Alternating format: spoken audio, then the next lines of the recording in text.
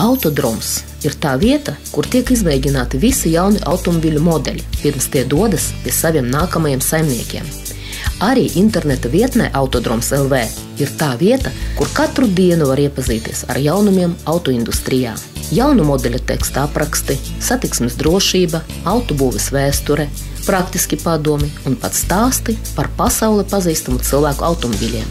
Katru nedēļu Autodroms LV slejās mēs pastāstam par to, ko varēsiet dzirdēt nākamajā Latvijas Radio 2 autobraucēju raidījumā Brauc kā ar ūdeni. Tomēr pats galvenais mūsu vadmotīvs ir drošība. Ja paši sevi nesargāsim, neviens cits to mūsu vieta nedarīs. Ne fotoradaru, ne policistu mums katram blakus nenolikt.